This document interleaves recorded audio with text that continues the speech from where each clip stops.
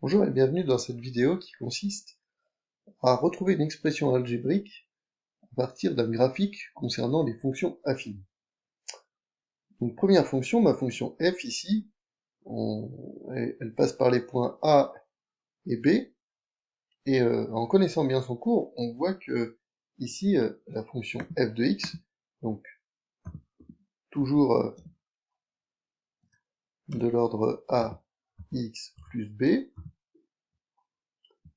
donc première notation, je vois que en fait, elle coupe l'axe des ordonnées en un point qu'on appelle l'ordonnée à l'origine, et dans ax plus b, il s'appelle le petit b.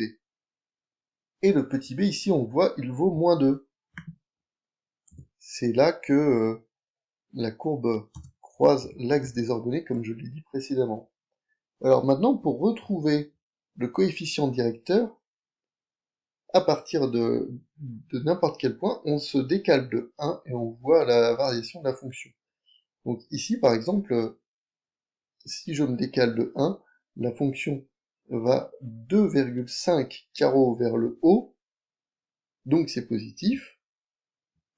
On va noter cette fonction 2,5 x moins 2.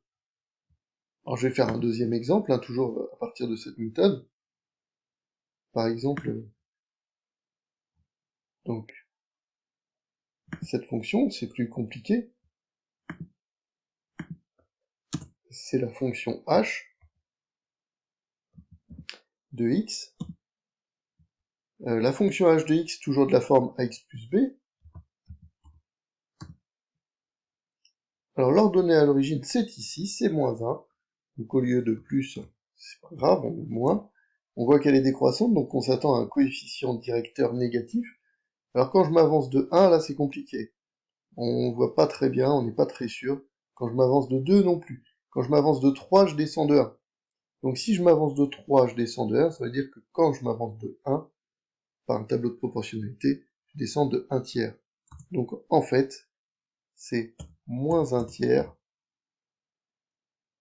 de x plus 3.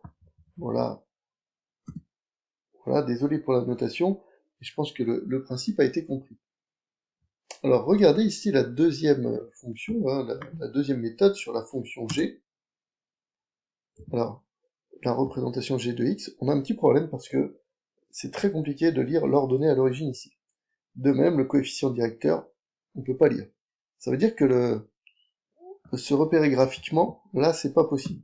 Alors, il y a une autre méthode où, en fait, on part de x plus b, comme à notre habitude, et puis on applique la formule du cours, qui dit que le coefficient directeur, donc petit a, il va être égal à, ici, la différence des ordonnées sur la différence des abscisses. Donc en gros, l'ordonnée de y, yd, c'est-à-dire moins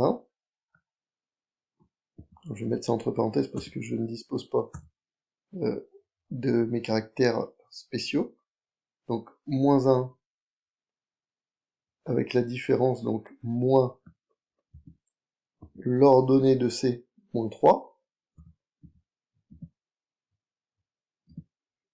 et puis je vais diviser par la différence des abscisses, donc l'ordonnée de d, l'abscisse de d, pardon, 4, et l'abscisse de c, moins 1. On effectue le calcul, moins 1 moins moins 3, ça fait 2, 4 moins 1, ça fait 3. En fait, le coefficient directeur de la fonction, c'est 2 tiers. Alors, maintenant qu'on a trouvé 2 tiers, le travail n'est pas fini parce qu'il faut trouver l'ordonnée à l'origine.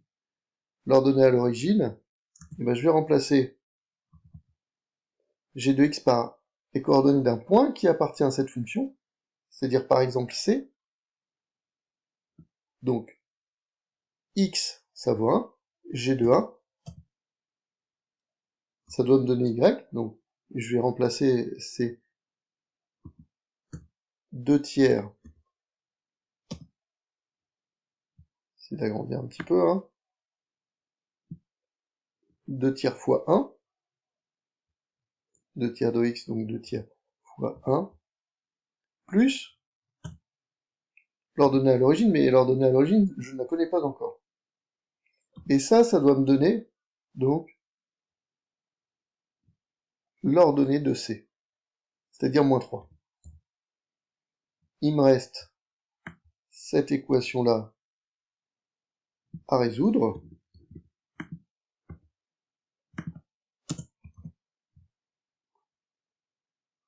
Mon inconnu, c'est petit b. Donc là, bon, pas trop de problème. Hein. 2 tiers fois 1, ça fait 2 tiers.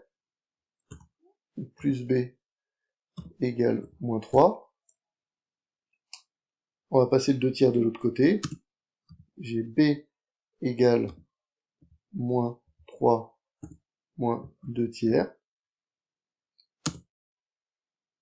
soit petit b, qui est égal à moins 11 tiers. Ça veut dire qu'ici, en fait, on a moins 11 tiers. Et donc, l'équation trouvée, c'est 2 tiers de x moins 11 tiers.